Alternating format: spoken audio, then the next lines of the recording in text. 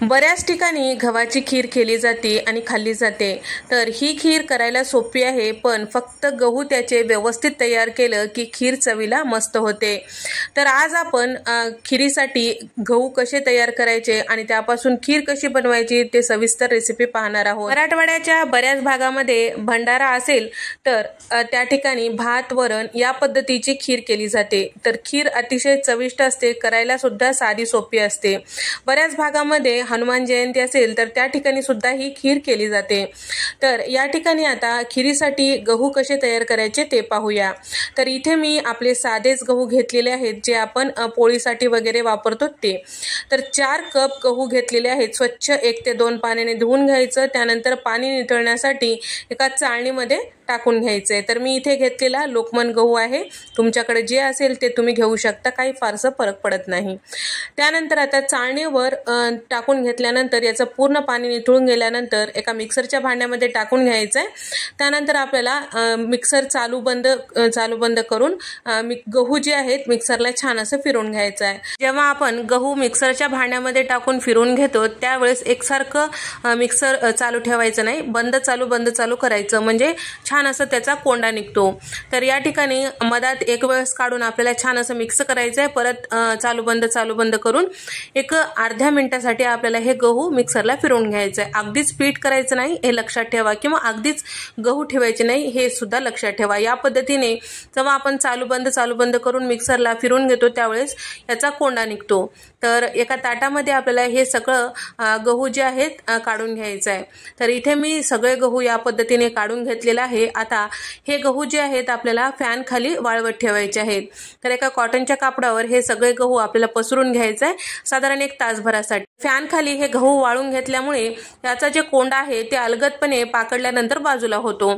तर या ठिकाणी साधारण तासभरानंतर तुम्ही बघू शकता गव्हाचा रंग असा पांढरा झालेला आहे आणि हाताला सुद्धा हे गहू कोरडे लागत आहे। त्यावेळेस आपल्याला एखाद्या सुपामध्ये किंवा एखाद्या ताटामध्ये घेऊन या पद्धतीने पाकडून घ्यायचं आहे, जेणेकरून यामधला जे कोंडा आहे ते बाजूला होतो। या पद्धतीने कोंडा बाजूला केल्यामुळे आपले गहू छान असं खीरीसाठी तयार होतात आणि खीर सुद्धा छान पांढरीशुभ्र होते। जर कोंडा असेल तर खीर जी आहे कचकच लागू शकते। तर फारसं काही यामधलं कोंडा निघत नाही, म्हणजे पौष्टिकपणा काही जात नाही, फक्त थोडंसं एक्स्ट्रा असलेलं ते निघून जातो। तर या ठिकाणी मस्त असे आपले खीरीसाठी गहू तयार झालेले आहेत। एक्स्ट्राचा जे कोंडा आहे पाकडल्यानंतर निघालेला ते तुम्ही टाकून देऊ शकता। तर या ठिकाणी खीरीसाठी हे गहू जे आहेत साधारण 6 महिने छान असं टिकून राहतात। एखाद्या मध्ये भरून ठेवताल तर तुम्हाला जेव्हा पाहिजे तेव्हा तुम्ही खीर खाऊ शकता। तर या पद्धतीने तयार झाल्यानंतर गहू साधारण एक दिवसभरासाठी आपल्याला ताटामध्ये अशाच पद्धतीने ठेवायचं आहे। जर तुम्हाला साठवून ठेवायचं असेल तर या पद्धतीने वाळवून मग डब्यामध्ये भरून ठेवायचं, लगेचच्या लगेच सुद्धा खीर करता येते, काही हरकत नाही। तर या ठिकाणी मी हे जे गहू आहेत एक दिवसभर असंच ताटामध्ये वाळवत ठेवलेलं होतं, कारण मला साठवून ठेवायचं होतं नंतर सुद्धा खाण्यासाठी। तर इथे मी छान असं वाळल्यानंतर एखाद्या डब्यामध्ये भरून ठेवलेला आहे आणि सोबतच खीरीसाठी 2 कप इतकं गहू सुद्धा काढून घेतलेला आहे। तर या पद्धतीने एखाद्या डब्यात भरून ठेवताल तर तुमच्या आवडीनुसार तुम्हाला केव्हा खावं वाटलं तेव्हा तुम्ही हे गव्हाची खीर करून खाऊ शकता। तर या ठिकाणी तयार केलेले जे गहू आहेत 2 कप इथे मी कुकरला टाकून घेतलेला आहे आणि त्यानंतर छान असं स्वच्छ 1-2 पाण्याने धुवून घ्यायचं आहे। वरच्या साईडला जर कोंडा वगैरे असेल तर ते निघून जातो।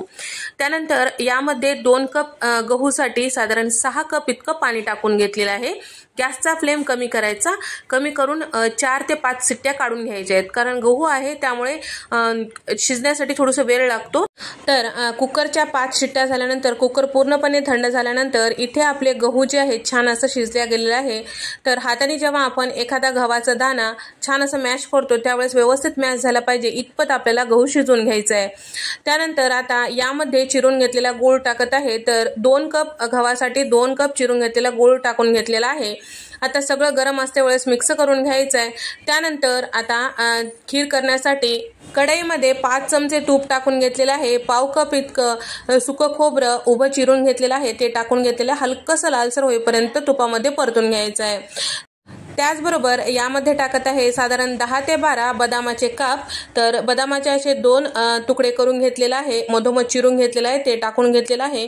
आणि त्याचबरोबर यामध्ये टाकत आहे साधारण 15 ते 20 काजूच्या पाकळ्या आणि त्याचबरोबर मूठभर इतके किशमिश किंवा मनुके, 2 चमचे खसखस. हे सगळं छान असं आपल्याला परतून घ्यायचं हलकंसं रंग चेंज होईपर्यंत, कारण याला फारसं वेळ लागत नाही, तूप आधीच गरम झालेलं आहे. त्याचबरोबर आता शिजवून घेतलेलं जे गहू होतं किंवा खीर होती ते टाकून घ्यायचं.